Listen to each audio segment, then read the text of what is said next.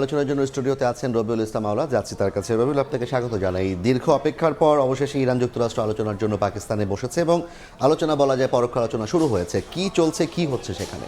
ধন্যবাদ জাফর। এই আলোচনা কিন্তু বিশ্ব শান্তির জন্য, অর্থাৎ এই আঞ্চলিক যে নিরাপত্তা ব্যবস্থা এবং মধ্যপ্রাচ্য সহ যে উত্তপ্ত পরিস্থিতি, সেই উত্তপ্ত পরিস্থিতির জন্য কি আলোচনা কিন্তু খুবই গুরুত্বপূর্ণ জাফর। এই মুহূর্তে আমার কাছে সর্বশেষ যে খবর সেটি হলো যে পাকিস্তানের প্রধানমন্ত্রীর সঙ্গে মার্কিন ভাইস প্রেসিডেন্ট জেডি ভ্যান্স আলোচনা করেছেন।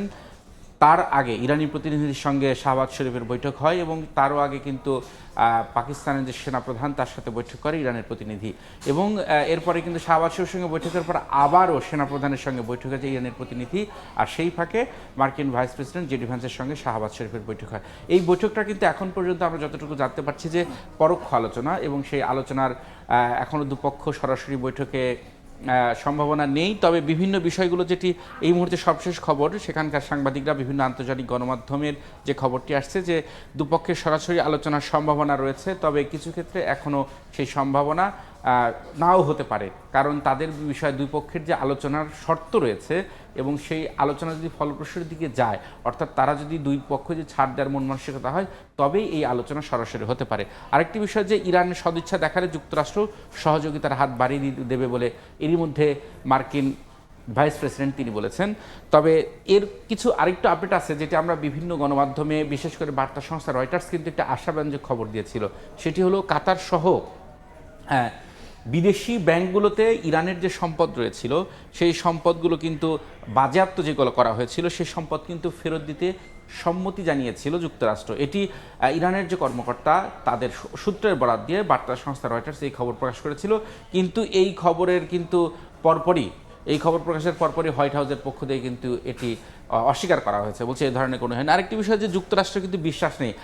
আপনি জানেন যে ইরানের যে পররাষ্ট্রমন্ত্রী আব্বাস আরাকচি, তিনি কিন্তু জার্মানির তার যে পররাষ্ট্রমন্ত্রী তাদের সাথে কথা বলেছেন এবং সেই আলোচনায়, সেই বৈঠকে তিনি বলেছেন যে আমরা একটি অবিশ্বাস নিয়ে, মানে আস্থা ছাড়াই যুক্তরাষ্ট্রের সঙ্গে বৈঠকে বসছি, এবং সেই বৈঠকে তারা যদি ছাড়টা দেয় তাহলে কিন্তু এই মানে তাদের যে প্রস্তুতি, সেই প্রস্তুতি হয়তো নাও হতে পারে। আরেকটি বিষয় যে আলোচনা ব্যর্থ হলে কিন্তু আমরা আগের প্রতিবেদন, আপনার সাথে আলোচনার আগে যে প্রতিবেদনটি দেখলাম, তিনি কিন্তু বলেছেন যে হরমুজ প্রণালী খুলে দেওয়া হবে।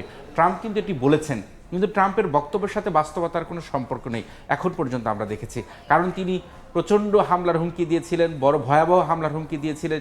সেই হামলার পরপরে কিন্তু আবার তিনি ইউটার্ন করলেন, অর্থাৎ যুদ্ধবিরতির ঘোষণা দিলেন। আরেকটি বিষয় যে যুক্তরাষ্ট্র এবং ইসরায়েলের যে আলোচনা, সেই আলোচনার কোন কোন বিষয়গুলো প্রাধান্য পাচ্ছে আমরা সেগুলো একটু দেখে নিতে পারি। সেটি হলো যে এখন পর্যন্ত লেবাননের যে যুদ্ধবিরতি, আপনি জানেন যে মধ্যপ্রাচ্যের যে সংঘাত, সেই সংঘাতের অন্যতম যুদ্ধের ময়দান কিন্তু হয়ে গেছে লেবানন।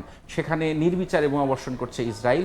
বিশেষ করে যে ইরানের যে যুদ্ধবিরতি, অর্থাৎ ট্রাম্প যে হামলা বন্ধ করলো, এরপরই কিন্তু লেবাননে তিনি হামলা জোরদার করেছেন।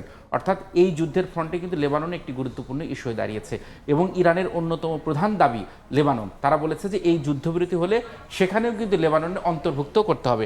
আরেকটি বিষয় যে সম্পদ মুক্ত করা, যেটি আমি আগে আলোচনা করেছি। আরেকটি বিষয় ইরানের কিন্তু এখন পর্যন্ত সবচেয়ে বড় যে দাবি, সেটি হলো পারমাণবিক কর্মসূচি, অর্থাৎ ইরানে যে পরমাণু অস্ত্রধর হতে দেওয়া, সেটা তারা দিতে চায় না, এবং সে বিষয়ে কিন্তু যুক্তরাষ্ট্রের অবস্থান খুবই স্পষ্ট, এবং ইরানও কিন্তু এ বিষয়ে স্পষ্ট। তারা পরমাণু অস্ত্রের মালিক হতে চায় না, বা তারা পরমাণু অস্ত্রের অধিকারী হতে চায় না, কিন্তু তাদের মূল দাবি তাদের যে ইউরেনিয়াম সমৃদ্ধকরণ, সেই কর্মসূচি তারা বন্ধ করতে চায় না।